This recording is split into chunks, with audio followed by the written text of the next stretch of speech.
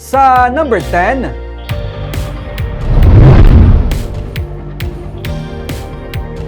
masobra sa 15,000 ka mga tumalanaw ginapaabot sa pagbalik sa 25th Kadalag-an Festival sa Victoria City.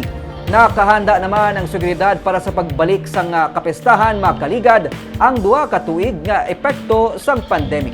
Yari ang report.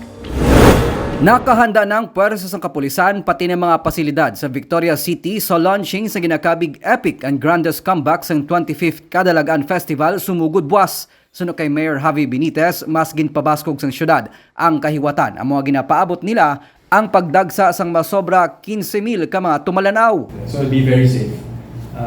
Kag may halata ng mga volunteer groups na para makabulig sa ever magdamo-damo kitang tao kasi yung understand nga star-studded. This is going to be a very safe and secure festival. And security is number one. Security is number one. Upod sa pagdumdum kag pagkilala sang kadalagan sang syudad sa cultural kag historical nga bahin, ang balantayan nga 2023 Kadalag-an Queen Coronation Night sa Sabado sang gabi sa Victoria City Coliseum. Nalakip sa magabuylog sa okasyon ang singer-actress nga si Sarah Geronimo kag bana nga si Matteo Godicelli. It's free.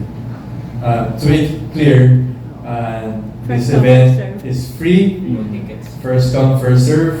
Dahil ka ba mangkot kung hindi maka-avail sa mga tickets? This is free.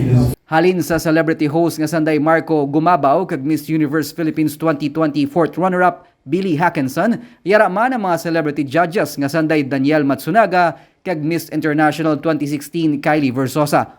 So please come. We have a lot of exciting musical performers and activities for all of you. March 17 will be Kong Kiko's Day. We will have Brahman Revival in Kadalag-an. Mangin highlights ang tuigan nga Charter Day celebration sa Marso 21 ang Charter Parade with float competition, mas wedding kag palarong Pinoy. May charter concert man upod sa banda nga December Avenue kag Project Juan Band.